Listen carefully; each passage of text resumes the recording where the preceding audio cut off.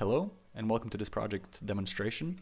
Now, while past me is getting ready to demonstrate the project, I just really briefly wanted to mention two things. First of all, I'm sorry about the audio quality. I'm filming on the VR headset, so the audio wasn't the best. And second of all, I apologize for not testing this project on the Rift. We do not have the hardware, so all the testing was done either on PC or on a different VR headset. So we do apologize if some things don't behave as expected. All right, hello. Welcome to the demonstration of the Space Toy Room VR game project demo.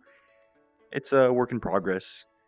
But I'm here to demonstrate all of the basic gameplay mechanics and all of the basic aspects of the game that we have implemented at the moment. My name is Milos Baskic. I'm the programmer and artist for the project currently.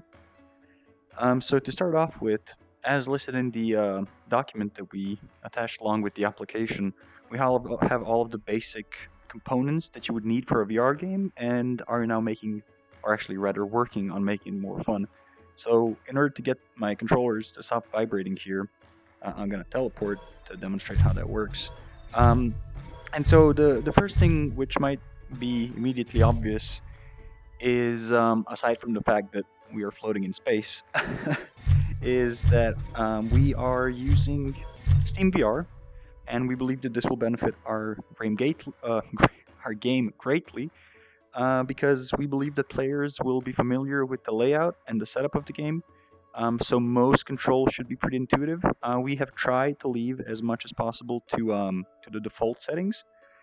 So teleport should be where the player is expected to be, and then locomotion should be intuitive.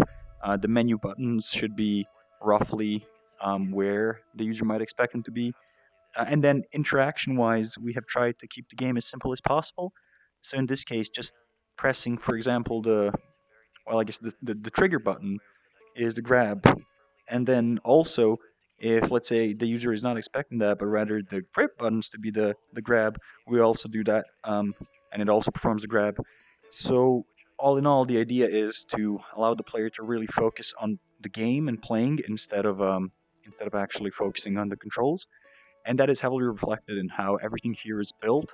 The idea is to actually resize the play area depending on how big the environment is that the player has at their disposal. So, in this case, hopefully this is captured on camera, but my well, actually, you can see you can see it on the game camera, or rather the VR camera as well. But my space is relatively large, and it sort of reflects, or rather, is reflected in the size of the playing field as well. So I can mostly navigate the field without actually having to teleport, especially if I don't move from the starting position here, where I'm originally spawned. If placed correctly, I should be able to spawn, or rather reach everything within the game space. Um, but of course, if the player does not have a huge area at their disposal, teleportation is there, but we really would like to de-emphasize that and actually put more emphasis on the natural interaction with the world. So on that note, speaking of interaction, let's get to some of the more interesting parts here. So the first thing, like I showed previously, is that we want the interaction to be natural. So we found that the Steam VR hands are very responsive, and we believe that they would also work well with the specific controllers, which can detect, or rather even hand tracking, I suppose. But the idea is to sort of allow for the player to basically forget that they have controllers, anyways.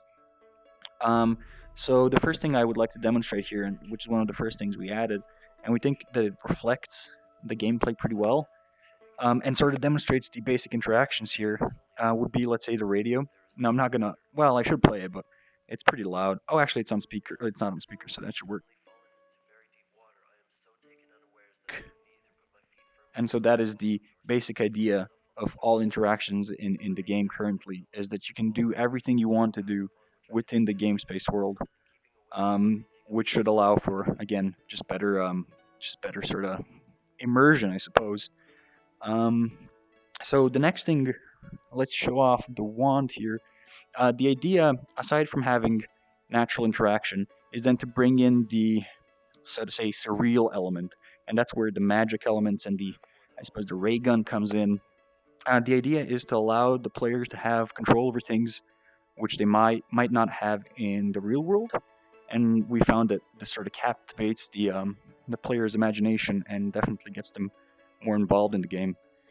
So, for example, so currently they both essentially do the same thing, which is fire. That's pretty cool. Which is firing projectiles, which can move objects in the world. We found this as a good, let's say, outlet, or I suppose a way to decompress after a day of playing in VR.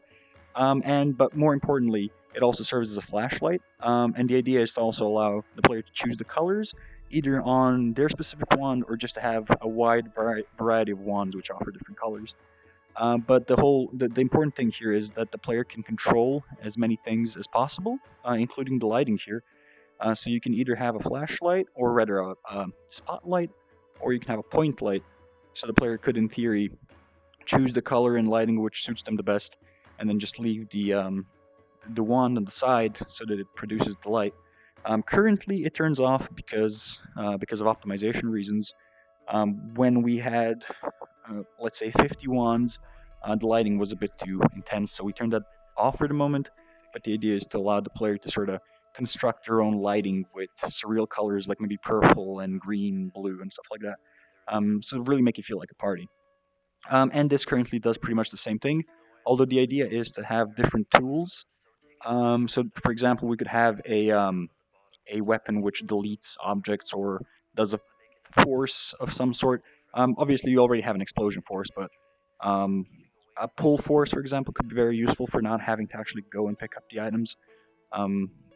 But we have not implemented that yet. Now let's get to the most basic element of the game here. This is sort of the inspiration for the entire game, and we find that it adds a lot of depth to it because it really depends on the player. Based on the players we've tested, some players absolutely ignore the castle and they just want to blow it up. But we have also found that a certain minority, of roughly 15-ish% of people we've tested, really get captivated by this part. And so we found that it's pretty important. So same as previously, we found that making it intuitive and sort of, I suppose, natural was very important to us, because if the players didn't feel like they had control over the things they were building, they would often get very frustrated and just leave. So the blocks are specifically made to be, so to say, sticky, but in a way which isn't intrusive. And we actually spent a good deal of time on this, just making it feel right and making it feel like the player actually has control over the blocks and making them as stable as possible. Because when you have so many colliders in one place, it can really get unstable. And the idea is to eventually have a castle building mode, so to say, which would perhaps even upscale the castle so that the player can really go in and make the details and make their own castle. And that would be sort of the basic introduction into the game and the sandbox environment which we want to create here. But obviously, the most interesting part would always be to blow it up in the end and see how well it sort of survives, or maybe even set it on fire. So for that purpose, we're gonna... Oh, I'm very sorry. I just hit something in the real world. But so yes, the idea would be to then interact with this. So just to demonstrate it, I'm going to turn off the lights here really quickly so that we see the effects a bit better. Let's get rid of this too. And then we can turn off the gravity here, and then when we blow it up, it is pretty magnificent. And obviously physics still works, so let's switch hands here. So you can freely move around and sort of enjoy the mess you've made here, or just make it even worse, I suppose. But yeah, I think this sort of encapsulates the premise of the game pretty well. So it's supposed to be a sandbox with spectacular visuals and also hopefully an interesting enough story to keep the player engaged while they're learning these new mechanics.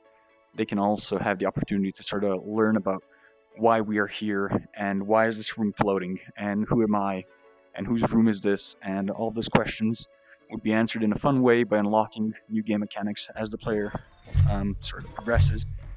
And just to allow for so to say, infinite fun. We've also included spawners here, which would sort of allow the player to enjoy the environment as long as possible, or as long as they want to. But then when they're bored of it, they can just sort of chuck the blocks off the edge and progress with the story. I would like to thank you very much for your attention, and if you have any questions, please feel free to contact us at the provided email.